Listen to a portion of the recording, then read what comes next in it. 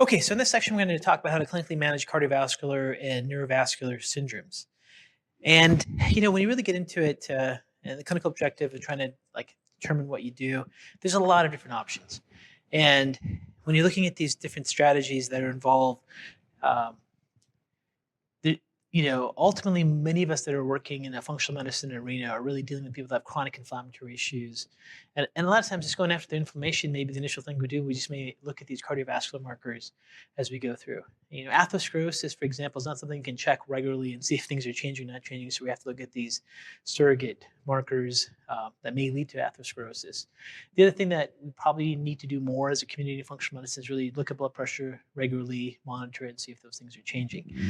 Now, what I want to do in this section is when we go to developing a treatment plan, the first part of it is really just going into no signs or symptoms, normal blood pressure, normal cardiovascular disease, really a preventive medicine model. And that's what I hope at least you think about also in this course. Like one of the things I started with first presentation was discussing the fact that no one is really probably thinking about your vascular health.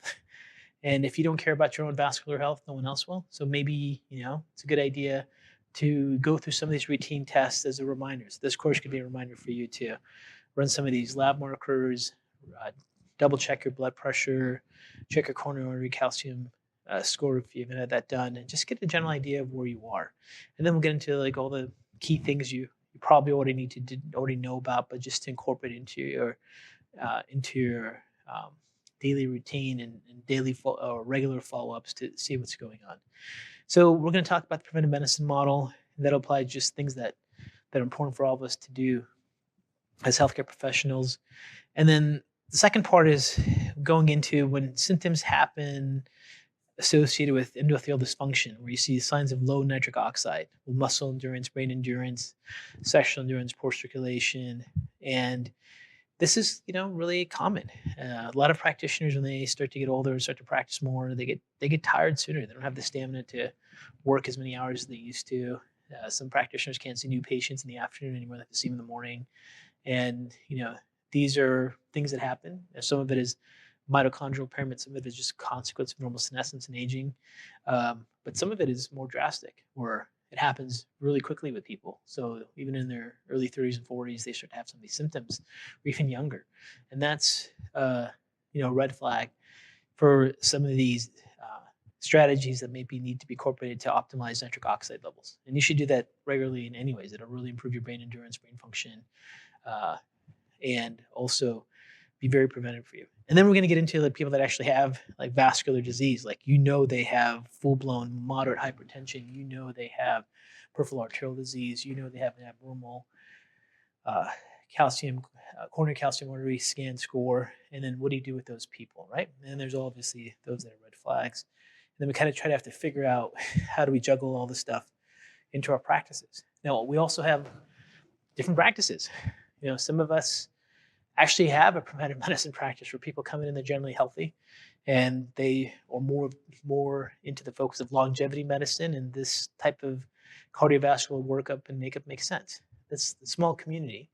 Bigger community is a person who practices functional medicine, and they're seeing patients with chronic fatigue and chronic depression and chronic pain and chronic mood disorders, and they just have not had help in the conventional healthcare system and trying to figure out what's going on. They're not really walking into functional medicine for cardiovascular prevention. They're coming in with other symptoms, but some of the symptoms and chief complaints they have may have a vascular component to them, or they may be coming to you for these chief complaints. But as you work them up, you see some vascular risk factors or some red flags that may need to be addressed. So that's another group of people that practice functional medicine.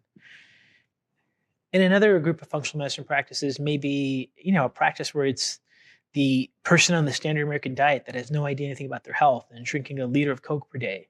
And, they're just struggling to get their person to eat more vegetables, and they're dealing with that model. So we all have different practices, we all have different types of patient populations. So the application to management treatment plan really depends on some of those factors as well. Now, one of the things you have to always make a decision on is when you're looking at a functional medicine approach, whether it's cardiovascular disease or not, is the patient on multiple drugs, or the not motivated change, they have high risk, unsupportive families, sedentary, alcohol abuse. I mean, remember that a candidate for functional medicine really needs to be compliant, that they want to make change. They want to figure out what to do to improve their function, their physiology, their lifestyle. They're okay with changing their daily routine. They're looking forward to that opportunity to know what to do. Like these are people that typically are highly motivated, typically highly educated, and just need some direction. They need some way to monitor them. The people that don't care, like you always have to be careful of the spouse that talks into seeing their husband or another family member, and then the other person doesn't really care, and they come in with folded arms, and they're just like frustrated. Like if you take those patients on, you will hate practicing over time because that model doesn't fit your model. Your model being functional medicine, when you're trying to improve function, it can be very frustrating, right? Now, polypharmacy is a big deal, and when people on multiple medications, there can be some adverse side effects that are well reported. So this is a typical, you know, um, pattern of polypharmacy where people are taking multiple drugs now have side effects from these drugs. Not only are there side effects from these drugs, but as people get into cardiovascular management and conventional model, they go from one hypertension medication to the next, to the next, to the next. Nothing's really being done to deal with your endothelial dysfunction that's leading to some of these variables that are causing the blood pressure changes. Nothing's being really done with their uh, magnesium and potassium levels and various factors that cause stress hormone releases and lifestyle management patterns. And they just end up with these cascade of events of going down these drugs, and then you typically you can't you almost can't go see a healthcare physician today in a conventional model without being prescribed statins. It's it's like surprising if you don't get prescribed on them.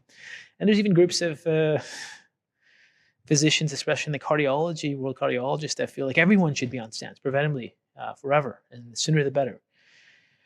And that doesn't fit everyone's model, but that's where we end up. And when people enter polypharmacy, they do get nutrient insufficiencies. So one of the things you have to be aware of is when people go down this hypertension medication cascade, you really have to make sure that they don't have magnesium deficiencies. Many of them you'll have to see red blood cell magnesium levels low. They'll have potassium insufficiency. So you really want to consider using magnesium and potassium. And potassium, remember, you have to go 2,000 milligrams of potassium. Potassium bicarbonate is a really good way to give potassium. Just make sure high dose potassium when you're going into the 1 to 3,000 to even 4,000 milligrams a day isn't something that's used with someone who's got kidney disease, renal disease being classified as proteinuria and abnormal GFR, glomerular filtration rates, and the typical scale of grade 1 all the way down to further stages of renal disease. And then with people that have statins, obviously they have to be on CoQ10 over a period of time, especially when they get onto different types of cholesterol-lowering medication like cholesterol absorption inhibitors, bile acid sequestering drugs. They're going to get essential fatty acid deficiencies. They're going to get fat soluble vitamin deficiencies. They're going to get CoQ10 deficiencies. And if you didn't even look at these drugs and you depleted someone's B vitamins, magnesium, potassium, CoQ10, essential fatty acids, and fat soluble vitamins, that would be all the nutraceutical things you would need to cause cardiovascular disease. So, these things, you definitely want to pay attention to and know about these drug nutrient interactions that take place. So with clinical management, establish the right patient, make sure that everything's good. Once you establish a patient's a candidate for diet, nutrition, lifestyle model, you need to then define what where do they fit in. Is it a healthy patient? It's a person with poor circulation, slight increase in blood pressure, mild hypertension, which is really endothelial dysfunction. There is a person that's really gone down the cascade and now they have moderate hypertension and now they have some risks, some early patterns of cardiovascular disease. Maybe they have abnormal coronary calcium scores. Maybe they have some peripheral arterial disease. Maybe they have chronic venous insufficiency. Maybe they have significant risk factors. But these become more serious to deal with. But let's go over the preventive model first. So this would apply to all of us. These are things that we really want to strive for, things we want to do to make sure we're okay. So remember, one of the things that you really want to make sure you do as a reminder is you want to go ahead and check your blood pressure. And you may want to check your blood pressure over a few days and average it out and see what your blood pressure is.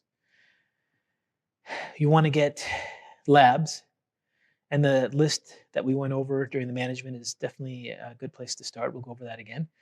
But you want to get your lipid profile, you want to get your particles, you want to get your oxidized LDL, you want to get your homocysteine, you want to get your C-reactive protein, you want to get your fibrinogen activity.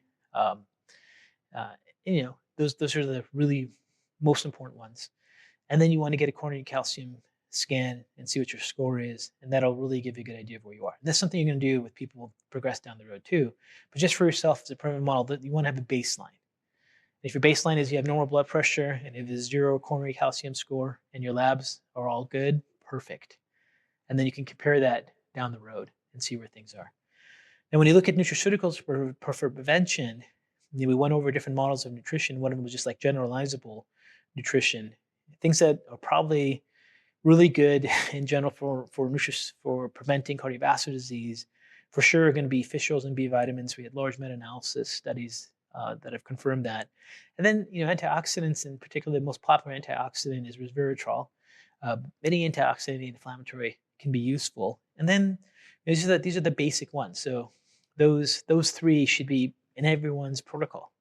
Like, it just makes sense to take fish oils and a B vitamin, especially with folate, preferably methyl tetrahydrofolate, and then some kind of antioxidant, resveratrol or something else.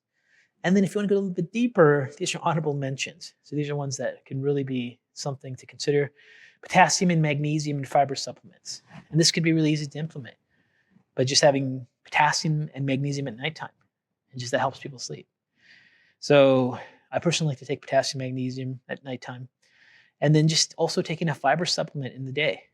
Just even whether you put it in a powder and drink it in the morning, and something you get used to doing, or you just take some fiber capsules and just have a couple of those in the morning.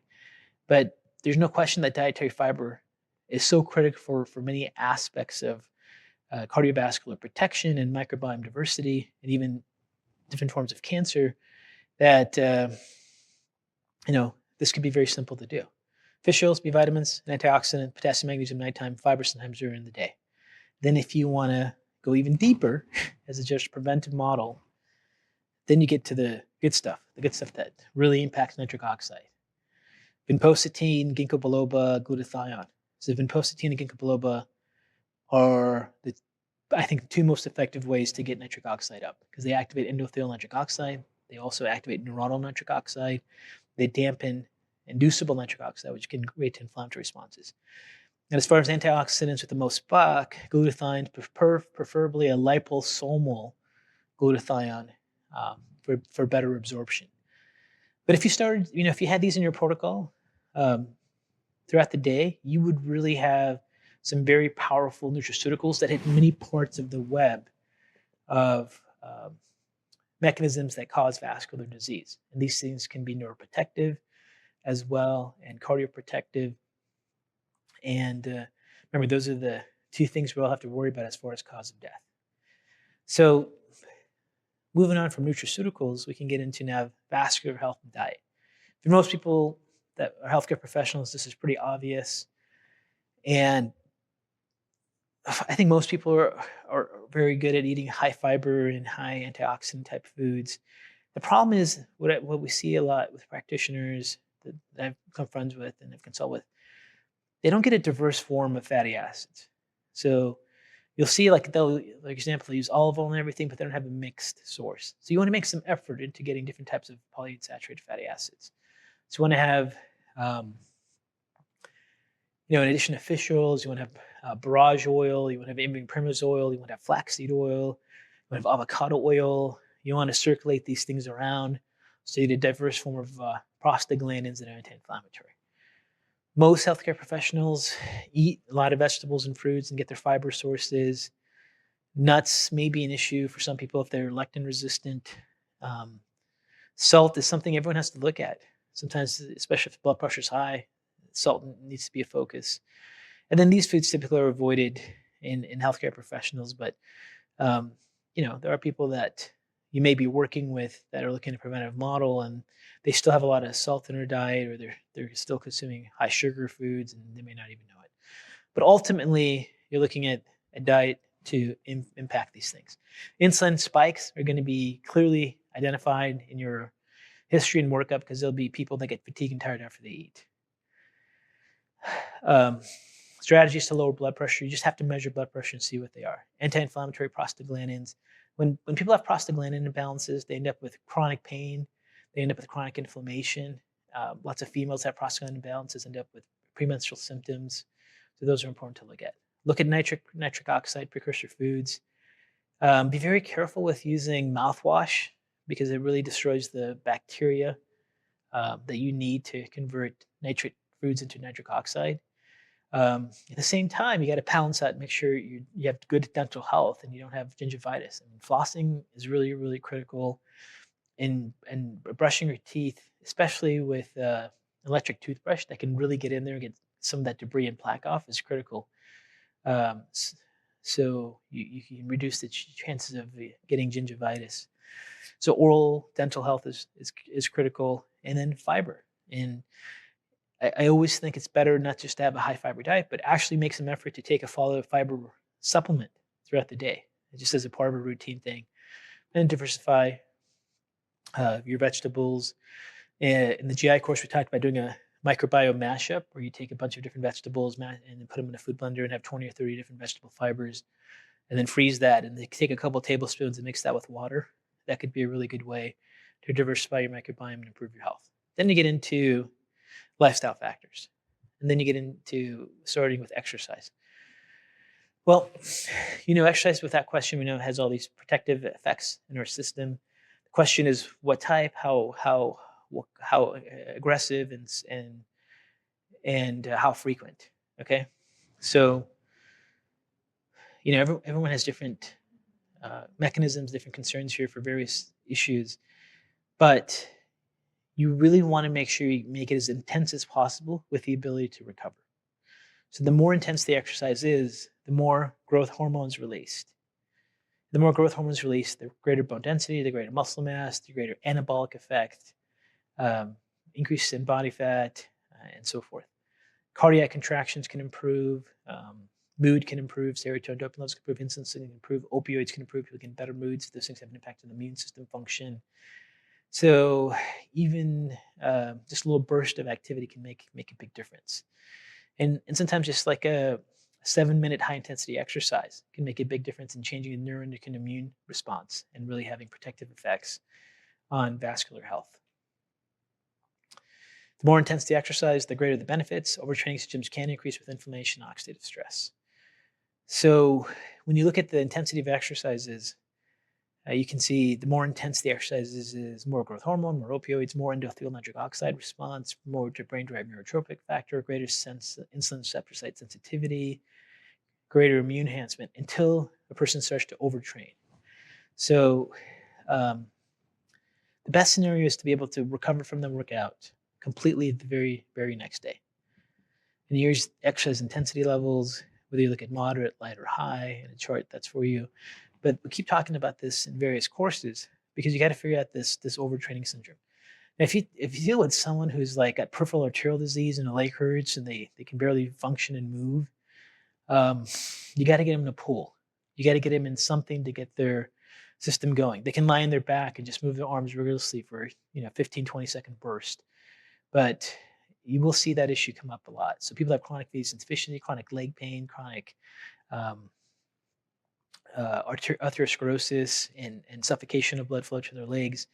If you can get them in the pool and get them to move, get them in a cold plunge, get them to at least move their upper body intensely for a period of time, it can make a big difference over a period of time. So you got to figure it out. There's a person I know, is a friend of mine. He's like, if they're in pain, they have chronic inflammatory disease, I got to get them to move. I don't care if I have to put them on a what do you say? Put them on a barrel, throw them on a lake, and have them just paddle. Like they got to figure something out. So it's like, okay, that really makes sense. And the way he said it was so intense that I remember going, if I was a patient of his, I'd be like, I'm going to do whatever you tell me because you are 100% convinced that this is what needs to happen. And with vascular health issues and poor vascular flow and dynamics, those become really, really critical. Now, with frail patients that have stroke and cardiac output issues and patterns of TIA and angina, you got to be very, very careful with how much intensity you give to them. So you can't do high intensity with people that have like angina and have a stress test that's positive. They're getting severe ischemia to the heart when you increase their heart rate. So there is a point where you can't play this intensity game, and any kind of movement activity you can would be ideal.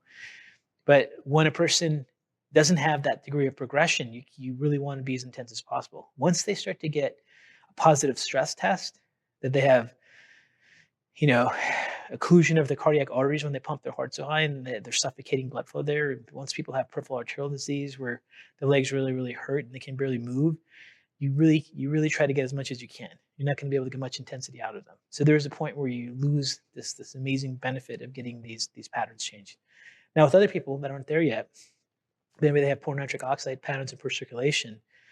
The key thing with overtraining is that if they're overtraining, they're not able to recover from their workouts. They can't complete their workouts. They're prone to injuries. They have psychological patterns. They have a weakened immune system. And may have some predisposing factors for elevated for overtraining, such as like elevated cortisol or inflammation and other things that can be a factor there. So exercise is a critical component there.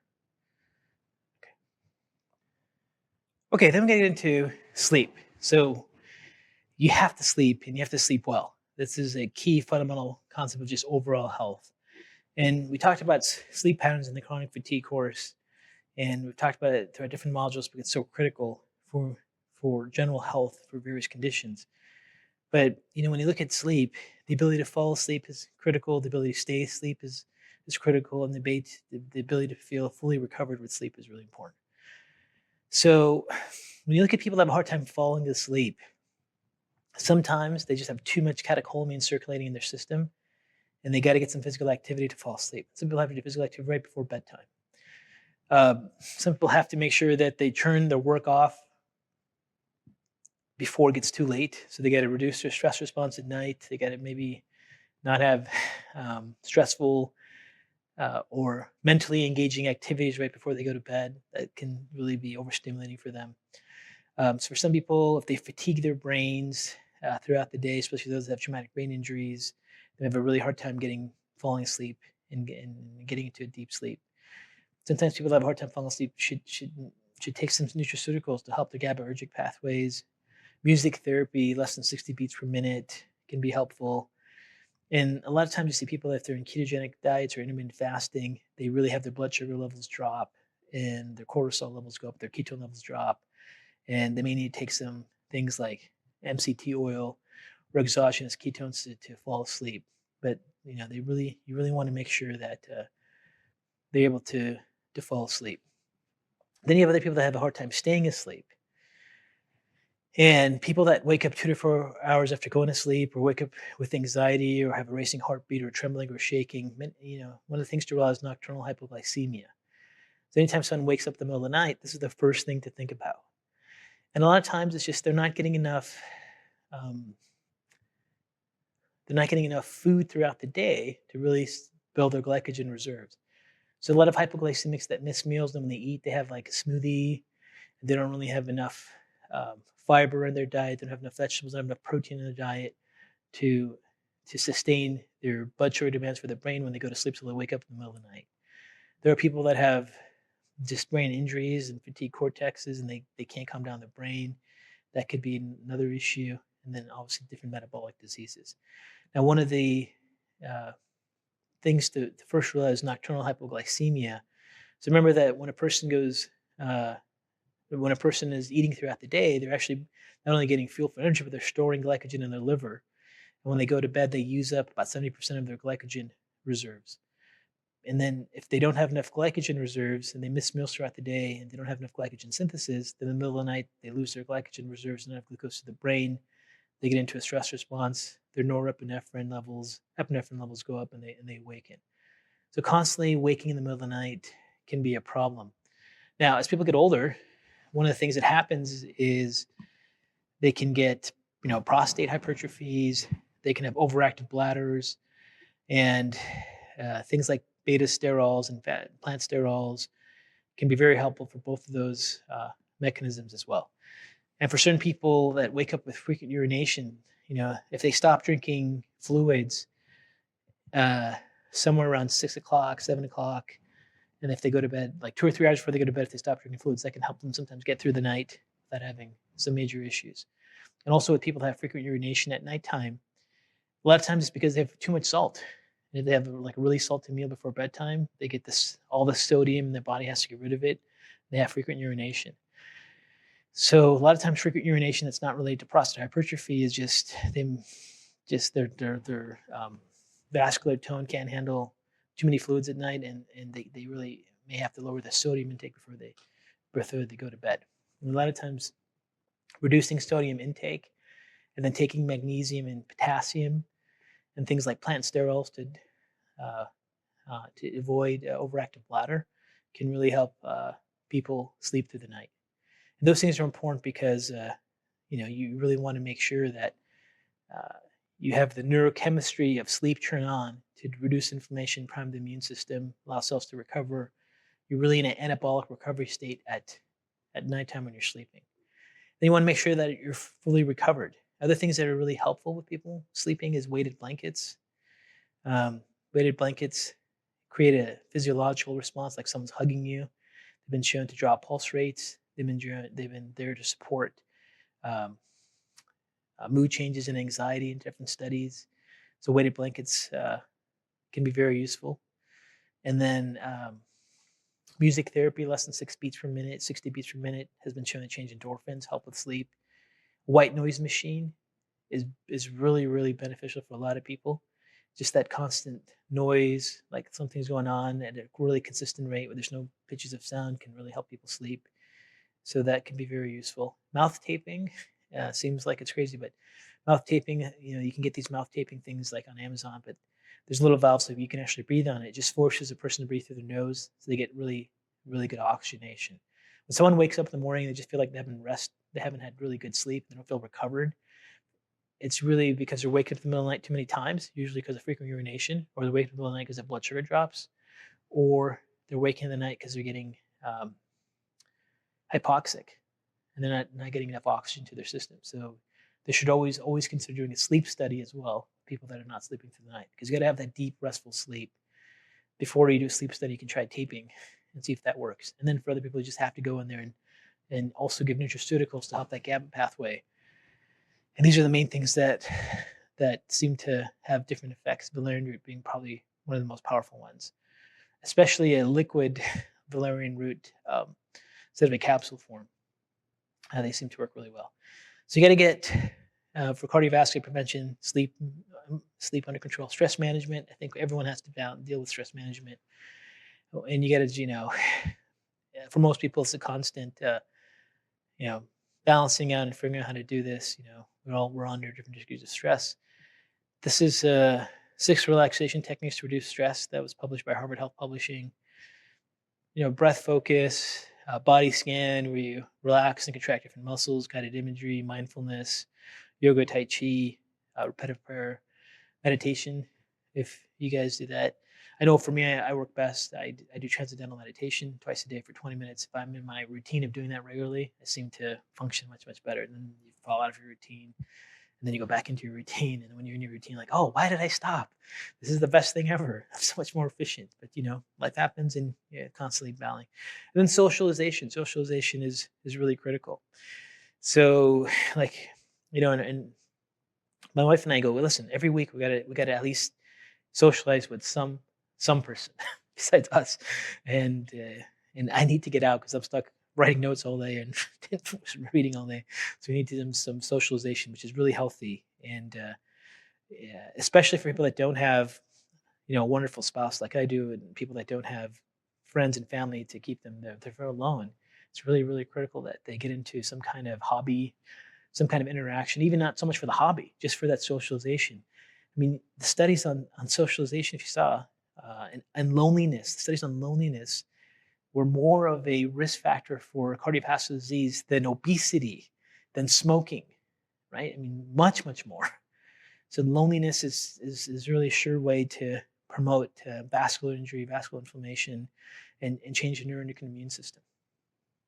So those are key things. And then the other thing that we got to talk about is you want to reduce your toxic load, right? So you want to get rid of heavy metals, pesticides, industrial chemicals, antimicrobials, air pollution, and then starting with your house. Like the house is where you start. This is the house where your patients start. You've got to clean. You have to improve the air quality in your house. That is number one. So I can tell, like in my house, I have a HIPAA air filter in every single room, and I have a home duct air purifier system. The home duct air purifier system also gets rid of garbage and debris. It's surrounding the AC unit. Turn my fan on in my AC all day. I'm getting the home duct air purifier, cleaning up my air, and I have a HIPAA filter in each single room. Because in my home for many, many, many, many hours a day, and I want to have the best air quality. Because your air quality is going to have a direct impact on brain inflammation and vascular inflammation, right? And as we get older, we're basically battling not getting Alzheimer's disease and dementia and degeneration of the brain, and we're trying to not get vascular injury, end up with heart attack or stroke. And air particles and air pollution clearly are linked with those mechanisms. So these like HIPAA filters, they can be $200 to $400 each. These home air duct purifying systems, for every like AC unit you have, they're about $1,000, and they last forever, like 20, 30-year warranty or something like that. But these simple things can really improve the air quality of your house. The other thing you have to do for prevention for cardiovascular disease and neurodegenerative diseases as well is you got to have the best water you can drink on a regular basis. So a home water purifying system, which is attached to the water coming into your house, is important. This is a Berkey filter. Berkey filters are fantastic. Having like 2 layers of filter can be very important to getting the best quality into your home. So those are really, really important things to do to make your home the best environment. Now, like if you ever come over to my house, like I don't have carpet anywhere at all. I don't have formaldehyde fumes going around. I have dust putting in particles. Everything is wooden floor, and I don't have laminate with off casting. I have like old wooden floor that needs to be put oils on to stay healthy. I don't have new furniture. I have furniture that all the fire retardants have been taken off of. I don't buy any fire retardant furniture. Clean our house without harsh chemicals, and those are things that just have an impact on overall health. In our house, you'll see we don't have any plastic cups or containers. Everything's glass or steel or ceramic. So water filter is really important. You want to have chemical-free cleaning products. You want to make sure insecticides or compounds are natural. I have a guy that comes and sprays your house, and I always go, "You got to show me what you're spraying. You got to show me what you're spraying." And there's like a natural orange type of spray that he uses. And he goes, "No one else asked for it." I go, "Listen, every time you come in, you have to knock on the door and show me what you're using." He's like, "Okay." So I don't want any of this stuff around my house. So no fire retardant compounds. I don't want any chemicals on my flooring to be here. I don't want the air filter. It's all about reducing the chemical load. Because what if you were in a house where you had particles all day and formaldehyde released all day, and you were getting exposed to BPA all day, and you're doing that for 5, 10, 15 years? Those have a cumulative effect. And as soon as you get rid of that stuff and put some effort into like making your toxic load of your home reduced, that can have a cumulative effect over 5 years, 10 years, 15 years, 20 years, and just something that just takes a little bit of effort to do. So I have these discussions with my patients. We discuss those things to reduce their chemical load. Now, the other thing that is really important in a preventive medicine model, you got to get blood pressure checked. It's got to be under control. Once a person's blood pressure starts becoming elevated, especially into stage 1 mild hypertension, there's some vascular injury taking place. And the higher the blood pressure, the higher the vascular injury. The systolic blood pressure is the highest impact to the vascular endothelium. The higher that number, the more injury that's there. And if blood pressure levels are high, you definitely want to immediately start looking at nitric oxide compounds. Now, vinpocetine and ginkgo, I think, are the best. Huperzine is good. These things also increase blood flow to the brain. So they really help with brain endurance, they help with mood. I think they work fantastic. They're fantastic to use. Beet extract, arginine, citrulline, they're useful. You can use those as well. But vinpocetine, ginkgo can be very useful. And also, potassium, magnesium to lower blood pressure, reducing sodium intake, reducing inflammation in general. But blood pressure has to go down. If blood pressure doesn't go down, it's going to be you're not doing what you need to for a preventive medicine model. So you want to get those in the 120/80 range, within that normal range. Once systolic uh, starts to, go into the 130, like 140 range, once diastolic goes into the 90 range, then there's some vascular injury that's taking place. And then what you want to do is you want to look at some lab tests. So preventatively, you should run the whole panel. Look at all the different particles, look at HDL, look at C-reactive protein, and see what's abnormal. And whenever you see something that's abnormal, then you want to look at intervention. So we talked about these different panels. Now, for preventative medicine model, just like there's always a point of how much money you spend, the minimum assessment you want are the markers that I highlighted.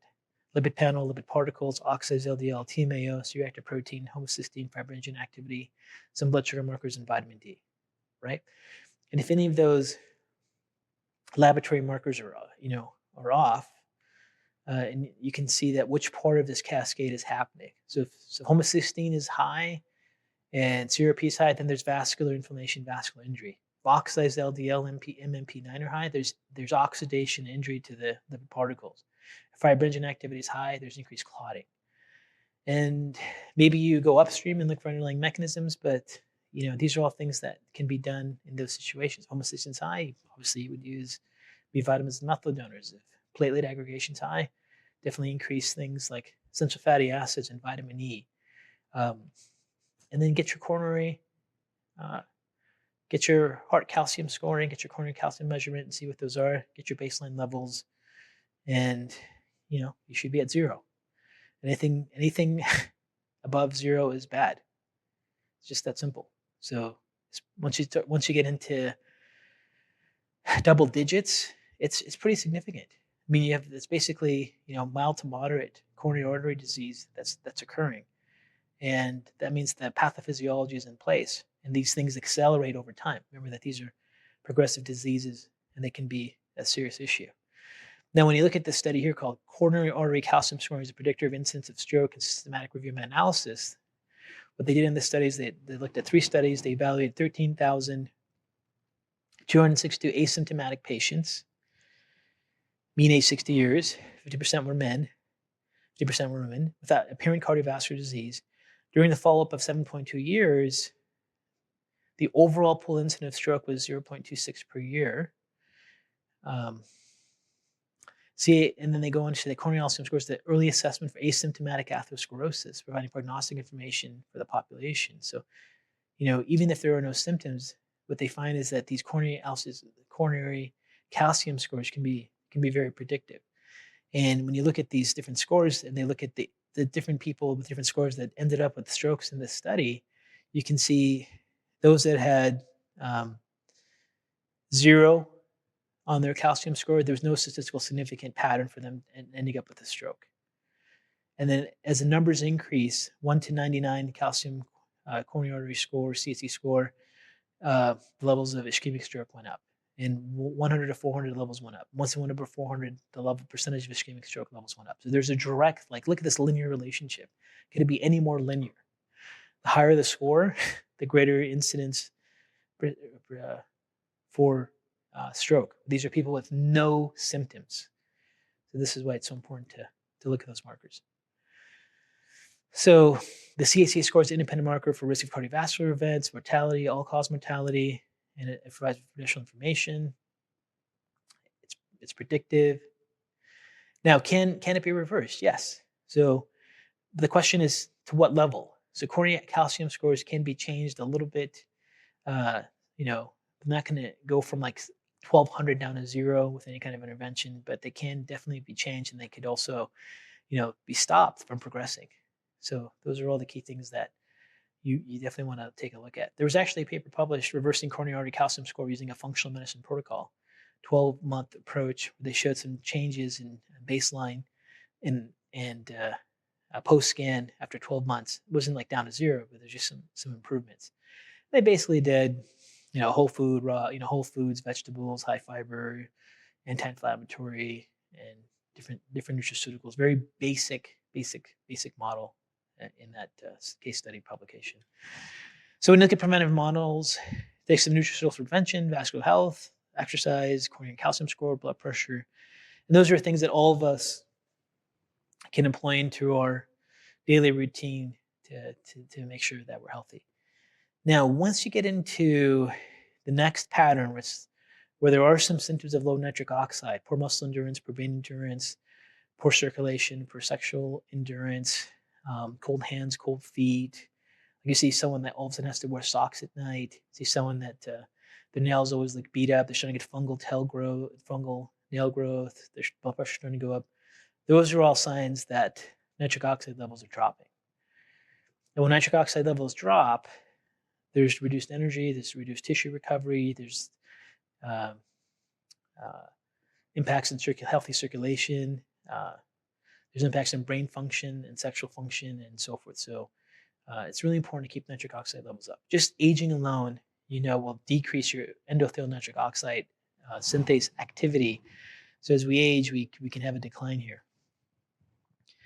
And really the best way to get it up is with movement, exercise, and endothelial nitric oxide synthase supporters, high amounts of nitrates, making sure that we have mouth bacteria, making sure we have healthy gut bacteria.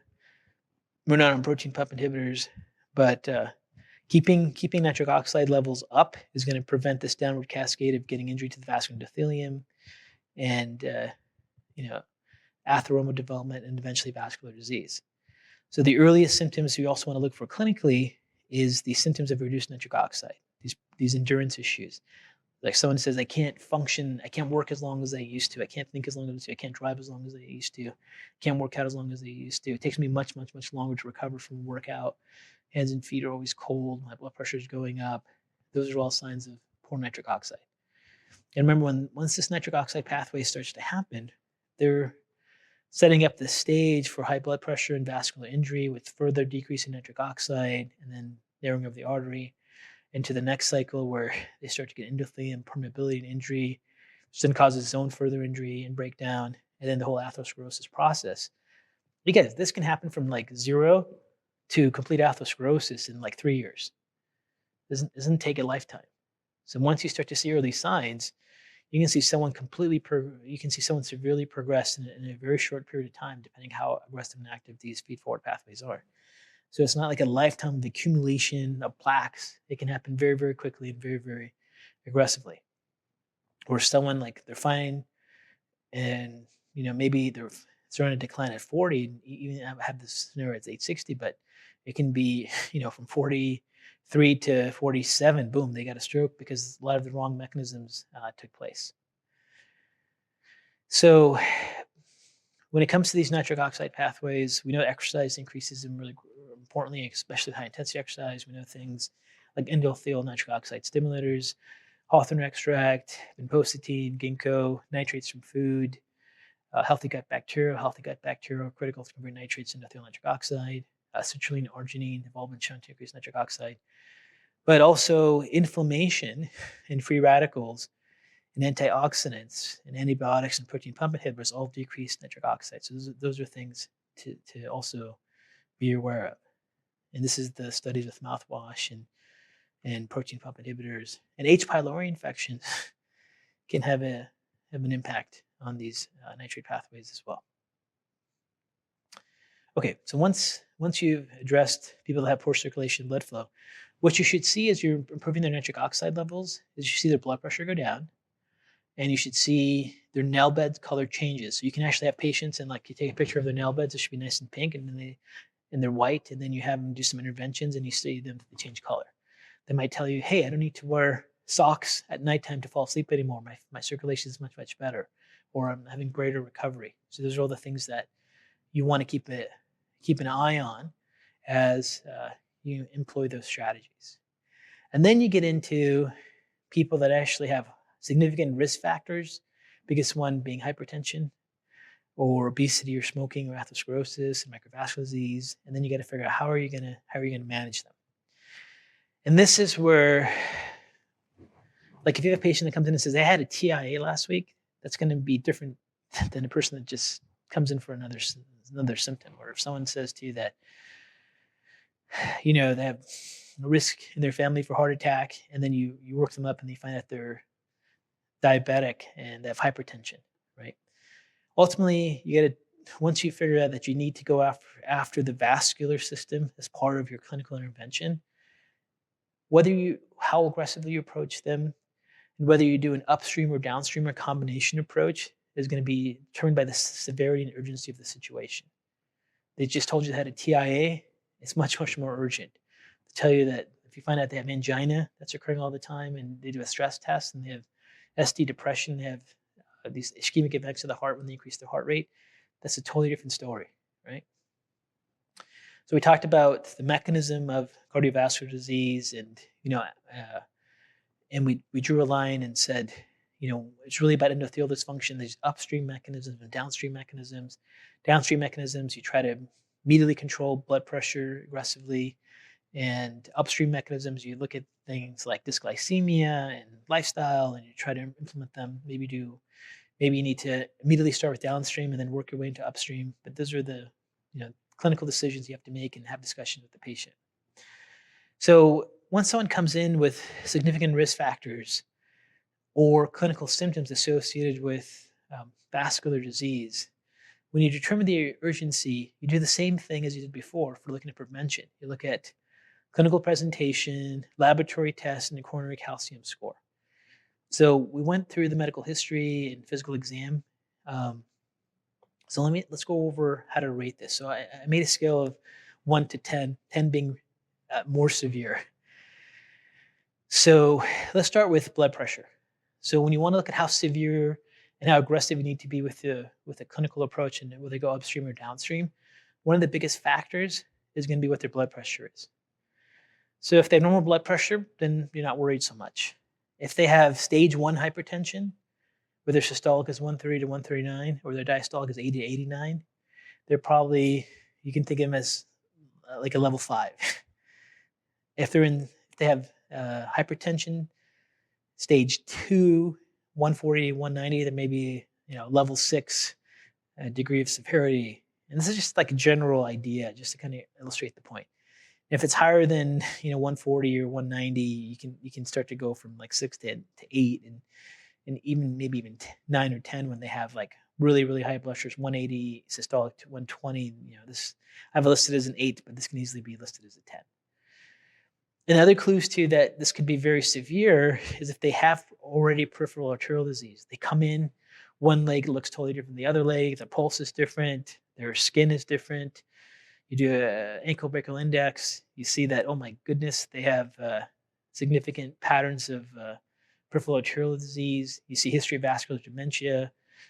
People are worried about it. They have history of having a recent TIA, or you see MRI done, they have microvascular disease, may have had a heart attack in the past. These are all like 8, 9, 10s. So these are really, really severe. These are downstream medicine, may be really important.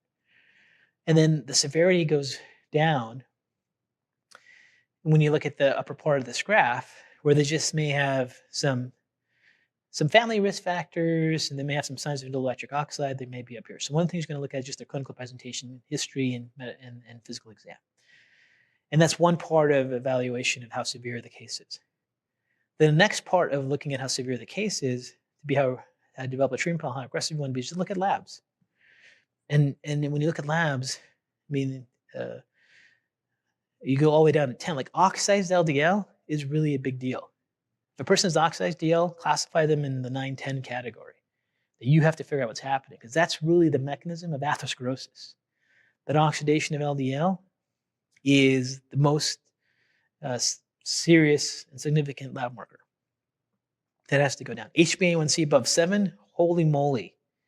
That's going to cause severe vascular injury. That glycation, those glycated end products are going to destroy those blood vessels. MMP9, acute phase reactant, means you have significant vascular inflammation. Homocysteine is going to be in the 8 category. It's pretty serious. Ferritin, CRP, these are in the 7, 8, 9, 10 areas. Fibrinogen activity, risk for clotting, that's pretty high. HbA1c, that's elevated, but in that 5 to 7 range is a concern. And then things like apolipoproteins, lipid particle size, abnormalities, a little bit of high total cholesterol, they're not as significant. So I personally would never freak out if I saw LDL particle size that was abnormal. If I saw oxidized LDL, I'd be really freaked out about how severe the case is. If I saw really high cholesterol and LDL profile, okay, fine. If I saw that in combination with high fibrinogen activity, I'd be a little bit more nervous. So that in combination with C-reactive protein, I would be a little bit nervous, even more nervous. If I saw lipid particle size and all these other markers were normal, I wouldn't necessarily care too much. So this is like just a general idea of how to look at these different markers. So the closer the mechanisms are to vascular injury and atherosclerosis, the more severe um, the findings of the lab test are. So oxidized LDL is pretty much as close as you can get to the atherosclerosis process. An elevated HbA1c, like an uncontrolled diabetic, without question, is linked to causing severe vascular injury, and same with homocysteine and so forth. So that's a laboratory test. So that's the second part of it. So you have your history and physical examination findings we went over, blood pressure being probably the most important. Then you go through and look at the laboratory test. And then you look at the coronary calcium score. And, 0 is fine.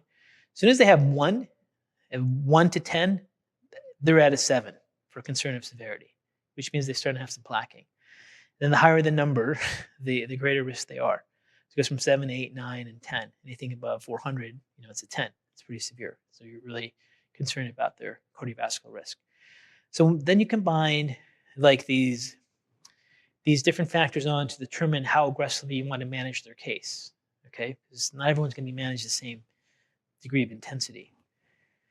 And when you look at their clinical presentation and blood pressure and physical exam findings, and you look at their coronary artery calcium score, and you look at their laboratory markers, you'll have some that are on the scale on the high end and some on the low end. So here's an example of scenario 1.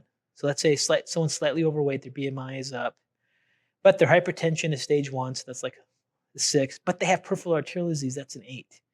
And their homocysteine is 19, and their CAC score is 10, and the lipid particle size is abnormal. Like this, if I saw lipid particle size with peripheral arterial disease, high blood pressure, and homocysteine, it would mean a lot, and it would really be aggressive in trying to see if I can change that, as well as change their blood pressure.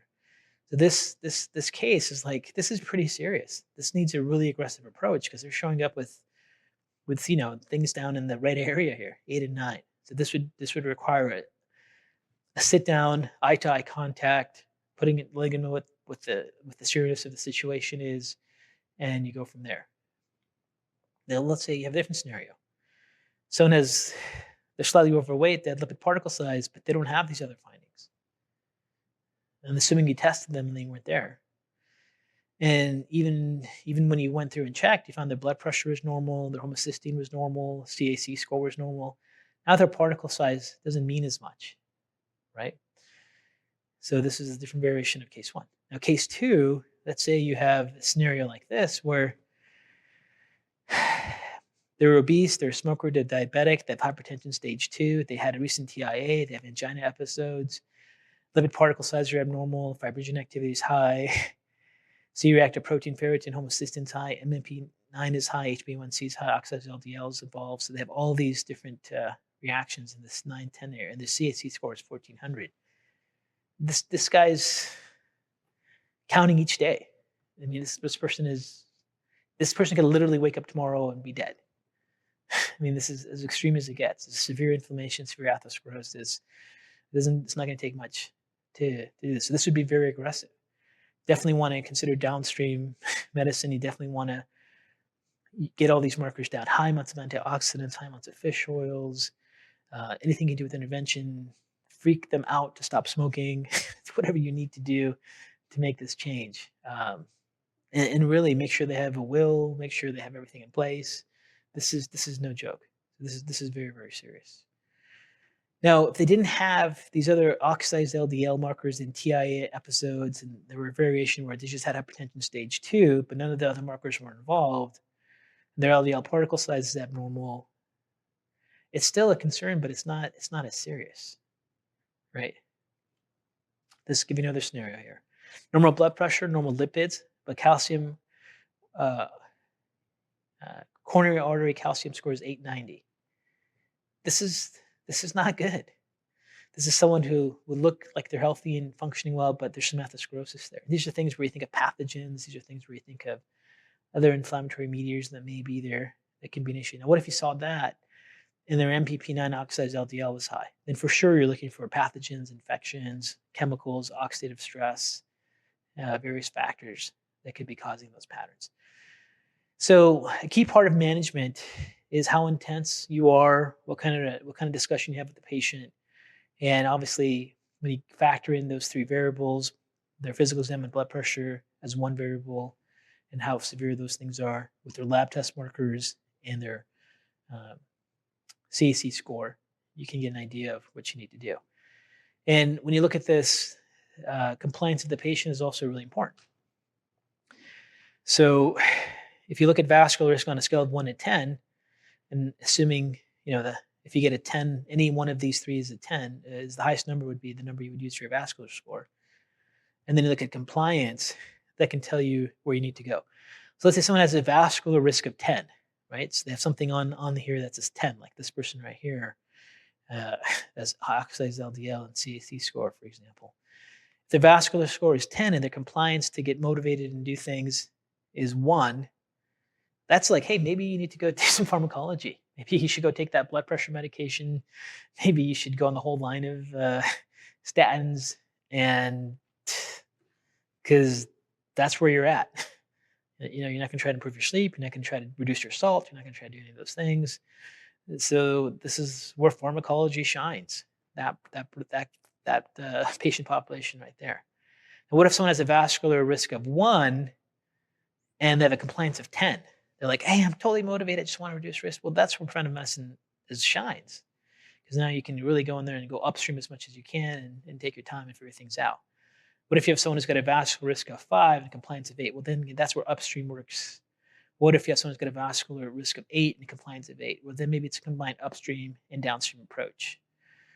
And downstream approach means you're trying to do things to immediately dampen blood pressure. You're trying to do things to immediately dampen the inflammatory cascade oxidation, like high amounts of antioxidants and things like that. Upstream would be you try to manage their dysbiosis. You try to reduce their chemical load and see what happens.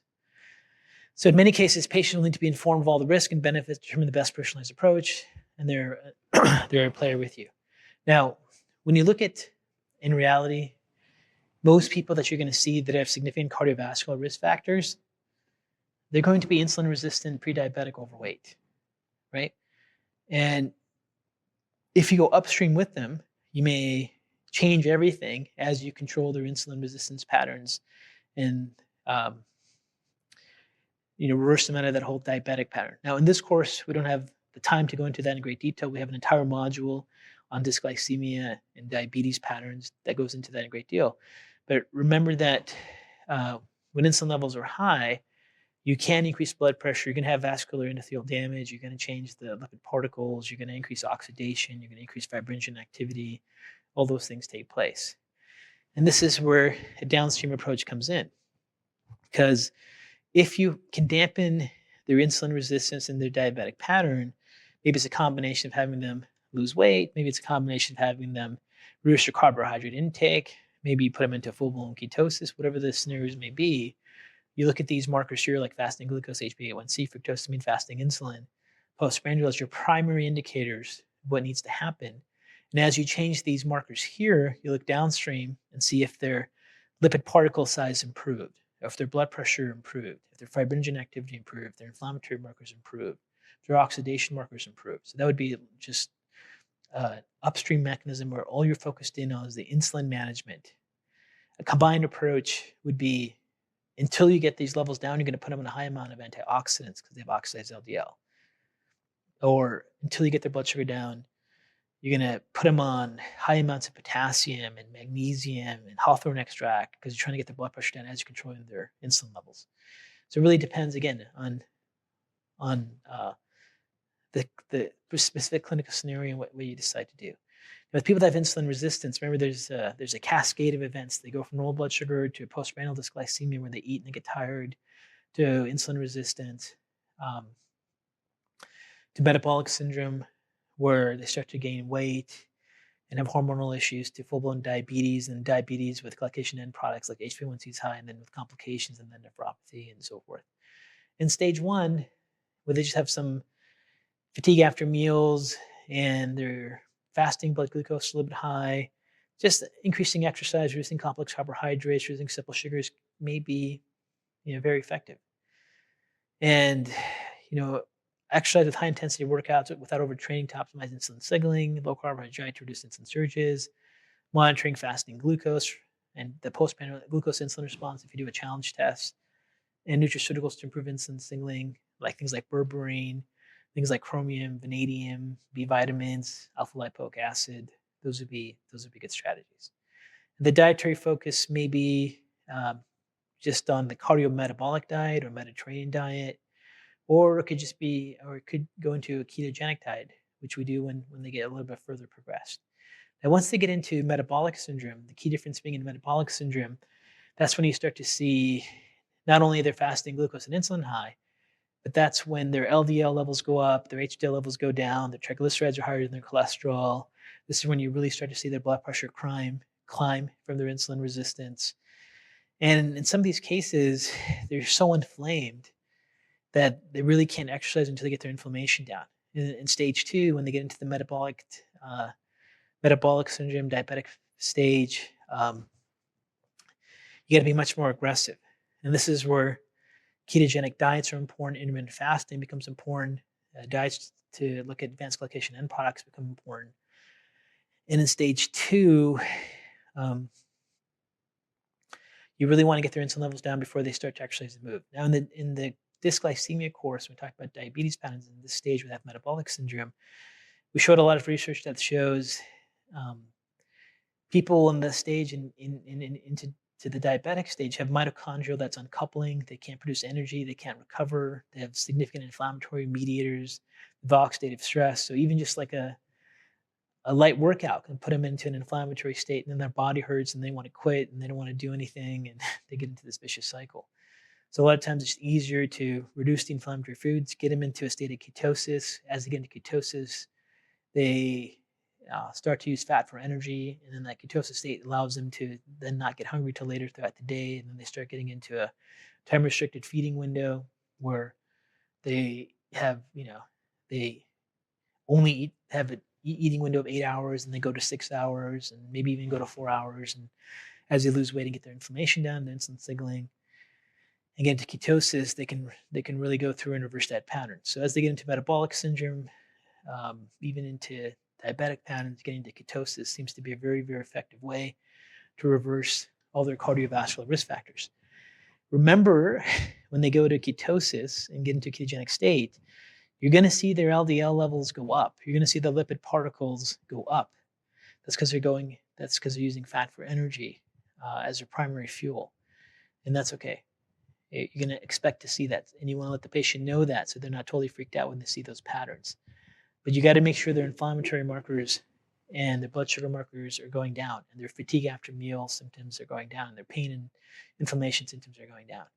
Once a person gets into a ketogenic diet and they get adapted to using fat for energy, that's when it's very easy for them to start going into different types of time-restricted feeding patterns. Most common one being the 16-8 method, 16 hours of fasting, 8-hour feeding window, and also making sure they have fiber, especially in their fasting window. And what really helps people in their fasting window is that they have fiber. Fiber isn't going to throw them out of a fast. If they have like some psyllium powder in a water and drink it, that can really help. Chewing gum can also help people in their fasting window. So drinking lots of water. A lot of times people are hungry just because they're dehydrated. So those are things that can really help if they're trying to break out of this insulin resistance vicious cycle pattern to reverse their cardiometabolic factors. Whether you call it time-restricted feeding or intermittent fasting, the point is that as soon as they start to lose some weight, there's a direct relationship between decrease in body fat and blood pressure, and changes in heart rate and decreased glucose and insulin. Antioxidant levels go up, inflammation goes down. So those are the key things there. And then if they go into if they're in stage 3 with severe complications, that's really where downstream effects are appropriate. When their kid start, that's when like DASH diet has to be incorporated, and that's where um, high potassium. Well, before they have kidney disease, but high levels of magnesium may be important. Maybe you can't do high potassium to the point, but once they get to diabetes nephropathy, I don't know how to say this. They're at the end of the line. You're not gonna do much. It's just that simple. So you want to really catch them in the stage 1 and 2 type patterns. And if the blood pressure is still not being controlled, then you really want to consider looking at increasing potassium-rich foods and magnesium-rich foods and lowering sodium, like the guidelines of the DASH diet. So that's the insulin resistance pattern when you're looking upstream. And then you have people that have like microbiome dysfunctions. And I'm going to show you a case study of a microbiome dysfunction where everything is great except their microbiome and their health, and they have some serious vascular disease, even though they have perfectly normal blood pressure and look super fit and healthy. There's some high TMAO levels that are causing some issues. Now, just like we can't go into the depth of insulin management because of limitations of time, I can't go into the depth of gastrointestinal management from a functional medicine model. We have an entire module for that. But ultimately, when we see gut disorder, we know that there's some significant impacts of gut imbalances, especially when intestinal permeability takes place, and especially when there's a tendency to have TMAO levels go up because of the species of gut bacteria they have that have TMA lice in there, and especially if they have intestinal permeability and have LPS levels high in the bloodstream, like endotoxemia. And ultimately, with the gut issue, you want to start north to south. It's a common thing that we talk about. I mean, they have to make sure that they can chew and swallow, produce hydrochloric acid and pancreatic enzymes, and have gallbladder release of bile, and have absorption, and have their tight junctions under control, have their immune tolerance under check, have a lot of microbiome diversity, have a lot of colon resorption of water, and all those things have to take place in order to improve their health. Without getting into all those details, because of limitations of time, I just point out that, improving microbiome diversity is really critical. Diverse lists of vegetables, fruits, and fibers, diverse meals, sleep, normal circadian rhythms, exercise, outdoor activities, interaction with pets. They all increase microbiome diversity. Things that limit microbiome diversity, eating the same meal every day, lack of diversity in the diet, making everything very sterile, not getting exposed to environmental compounds. I think that a lot of this happened in COVID, right? Urbanization, lack of sleep, disruption of circadian rhythm, sedentary lifestyles, lack of exercise, antibiotics, pesticides, artificial sweeteners. One of the most important supplements that gets totally overlooked are short-chain fatty acids. And when we went over the mechanisms yesterday of how the gut impacts cardiovascular disease, one of the things that totally negated all those mechanisms of TMAO and inflammatory reactions and PAG and secondary bile salts and bile salt oxidation was having the gut be able to produce short-chain fatty acids, butyrate, propionate, and acetate. And normally, people eat fiber, these levels go up. But as a nutraceutical supplement, it is profound. And I would tell you, in my 20 plus years of practicing, one of the most powerful supplements I've ever used in my entire practice has been short-chain fatty acids. Okay, they make a huge difference. Like, I don't even spend time with probiotics much anymore. Short-chain fatty acids are phenomenal. When you're treating gut issues, when you're treating systemic inflammation, when you're treating energy levels, and I think they even have a quicker and more efficient effect than taking fiber. However, fiber is totally overlooked. It's not cool. It's not the new supplement. There's no patent on it. It's not fun anymore. But simple flaxseed or psyllium can have a huge impact on improving gut function and definitely cardiovascular function. So those are two supplements I tend to use more now than ever before. So here's an illustration of the downstream effects of managing the microbiome, and assuming you have time to manage the microbiome. So in this scenario, when you have these abnormal markers, like lipid particle abnormalities or HDLDL and that blood pressure and fibrinogen activity in CRP, you're really looking at the GI panel, looking at their bacterial diversity, looking at their mycology, parasitology, mycology, looking at digestion markers, looking at inflammatory markers, looking for markers like intestinal permeability, like zonulin, occludin, or LPS. And you want to see, as you control these levels, if these different markers improve and are changed. If these markers are improved and changed, then you're on the right track. So you look at these markers to improve and gut function to improve, and then look at these as secondary issues to change if you're looking at it from an upstream to downstream mechanism. And then as you look at upstream or downstream mechanisms, hormone imbalances can be a factor. So you definitely want to make sure they're not hypothyroid. Females, especially in post-menopause, you want to make sure their hormone levels haven't dropped. Males, make sure they don't have andropause patterns and low testosterone. And you may look at these cardiovascular markers that are abnormal and then balance out their hormone profiles or balance out their TSH and see what's left. It's pretty common to see someone has hypothyroidism having high abnormal lipid markers, and as soon as you get their thyroid under control, the lipid panel improves. Even some inflammatory markers can improve because thyroid hormones have some downstream effects. And with men, sometimes getting that testosterone under control could be very helpful. And in females, getting that estrogen level under control can be very helpful. So these are things we're working upstream if you have the time. And then you look at lifestyle factors. So even with those that have vascular disease, if you have the time and the motivation, and you have these abnormal particles and blood pressure issues, you want to see, hey, you know what? Your blood pressure is off, your fibrinogen activity is off, your CRP is off. You don't have any immediate red flags for cardiovascular disease. Let's see how improving your sleep and exercising and changing your diet have on these markers in the next 2 months. And then you can see if there's any downstream effects with them. And those become very useful as well to see if those patterns have an outcome. Now, those are treating these upstream mechanisms to have downstream effects. And then if you're actually in the downstream issues where someone actually has blood pressure issues, and you have to control that blood pressure, and you don't have time to go downstream or to work your way from upstream to downstream, and you just got to get that blood pressure under control because there's higher risk based on your clinical workup with them, then when you look at diet, the most immediate impactful diet is the DASH diet. So you really want them to incorporate low sodium, low salt, high potassium, high magnesium into their diet to make a change. You want to immediately go into endothelial and nitric oxide stimulators.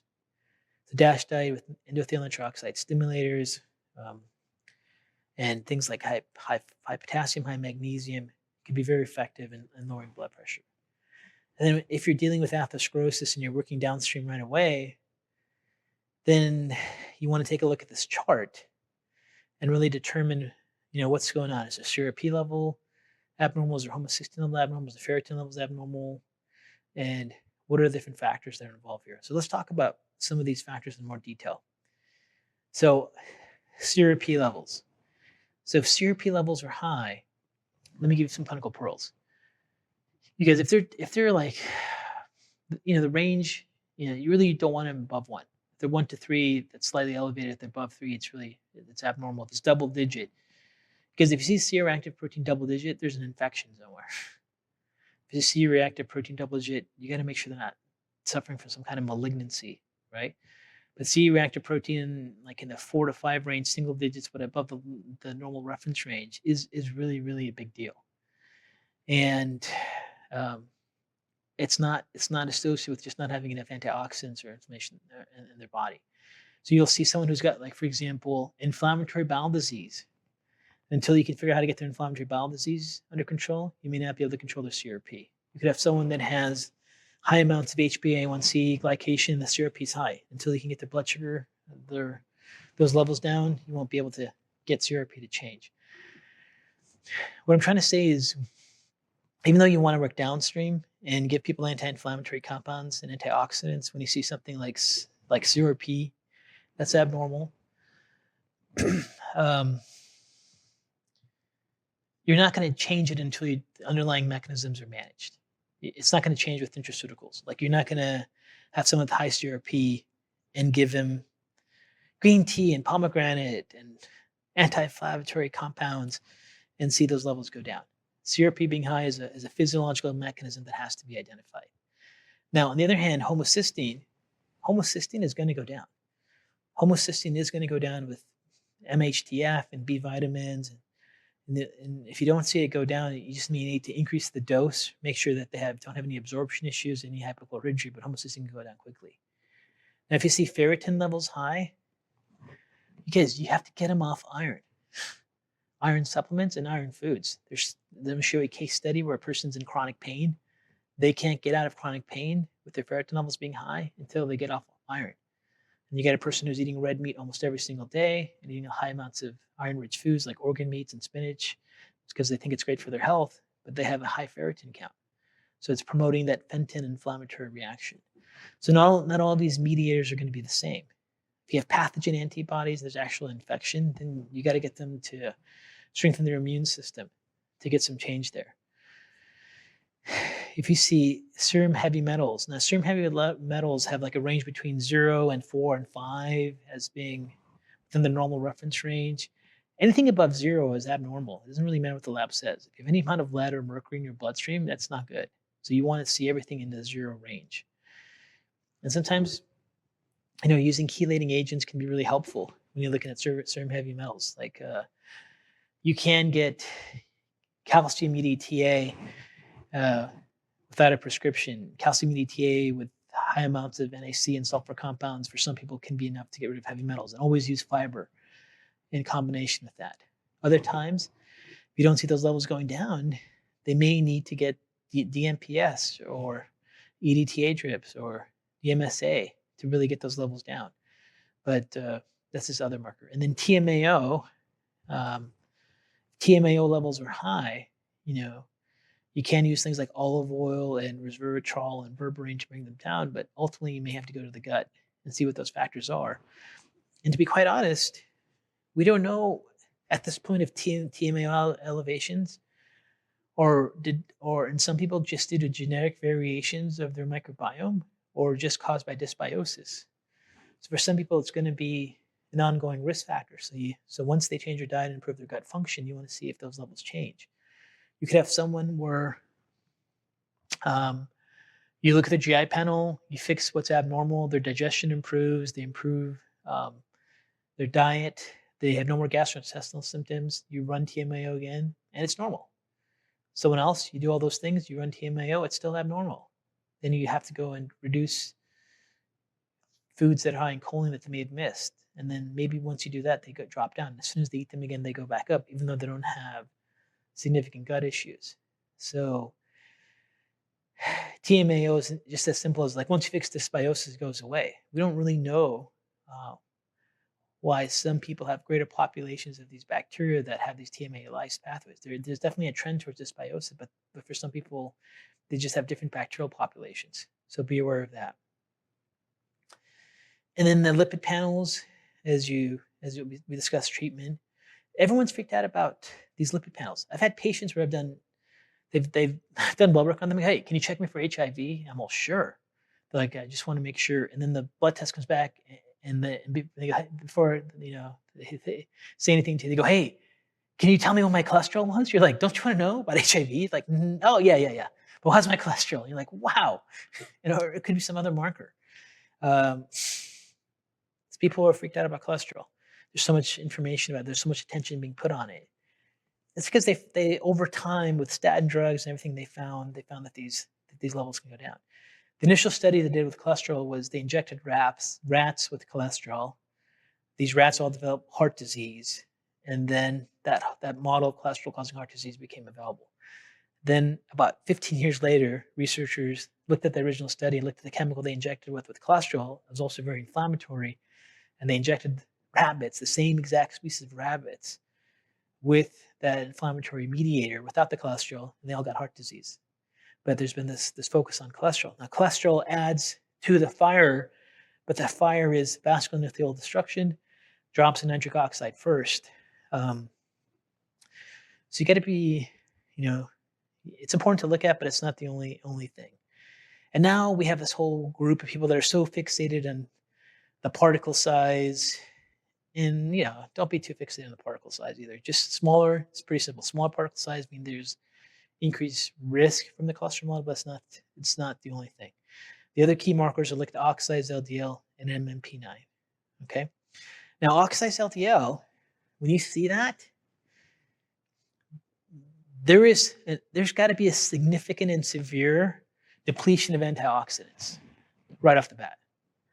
By the time someone shows up with oxidized LDL, their antioxidant reserves are depleted. So certain inflammatory conditions can deplete your antioxidants. If someone has pulmonary permeability and have asthma, or someone has chronic infections, someone who gets constantly exposed to environmental chemicals or secondhand smoke, someone who's got an autoimmune disease, they can't have their antioxidant reserves depleted. And then they just start to have free radical activity take place. So the minute you see oxidized LDL, they don't have enough antioxidant potential. They don't have enough antioxidant reserves. So you have to immediately think about, why do they have that? And you got to look for inflammatory mechanisms, or chemical free radical mechanisms that are causing that. And you want to address it. Sometimes you want to look for the underlying mechanisms and treat it and see if the levels change. And sometimes you want to use antioxidants right away. MMP9 is different than CRP and ferritin. So MMP9 is very acute, very significant inflammation. It's very sensitive to response. It'll go up with all types of things. Like ferritin is going to go up only when you activate the Fenton reaction.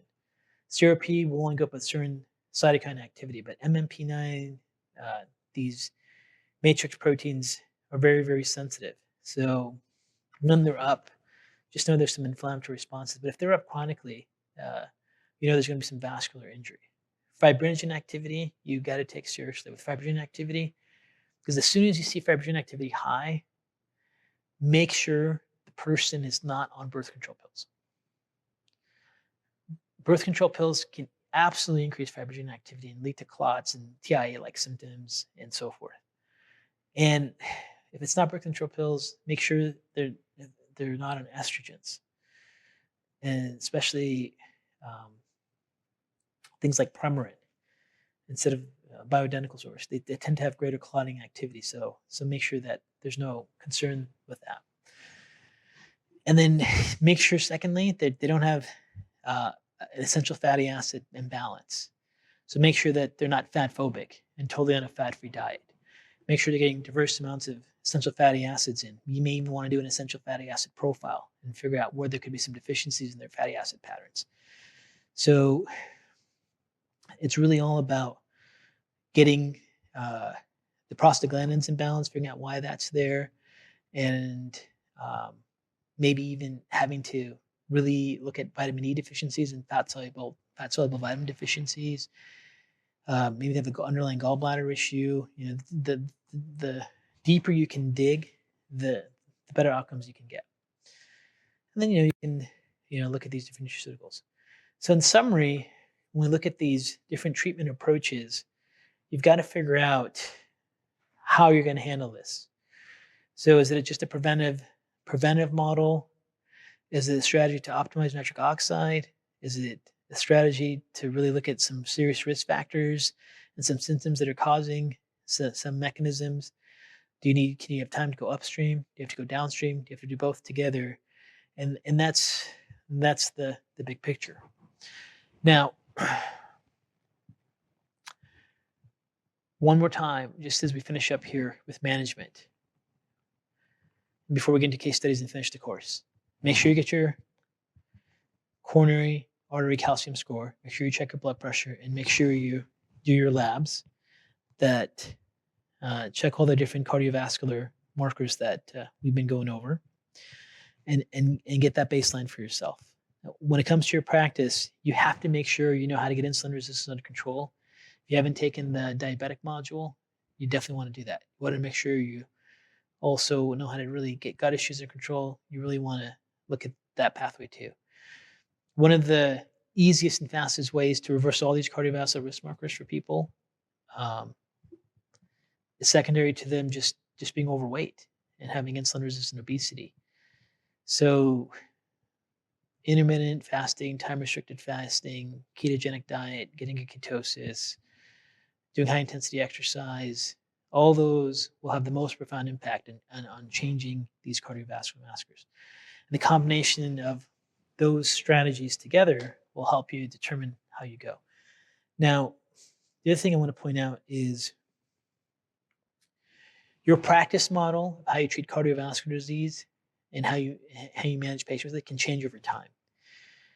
Um, you may be dealing with patients that are coming in, and all you're trying to do is just getting them off like soda every single day and processed foods.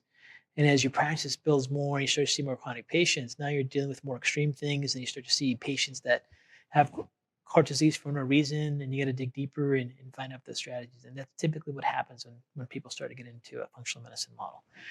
So those are the main things that I wanted to cover in this course. Really spend some time and look at these different variables for the preventive medicine model. And the key point is to look at the physical exam with blood pressure, with the CAC score, with the lab markers, combine that information together, find the house of how intense that you need to go with the protocol, and then go into some interventions, have some baseline, and then recheck. Now, you may have these cardiovascular risk markers, and you just go ahead and manage the autoimmunity and see if these things change over time. And there's no actual cardiovascular intervention that takes place. Anyways, I hope this is helpful, and thank you for your time.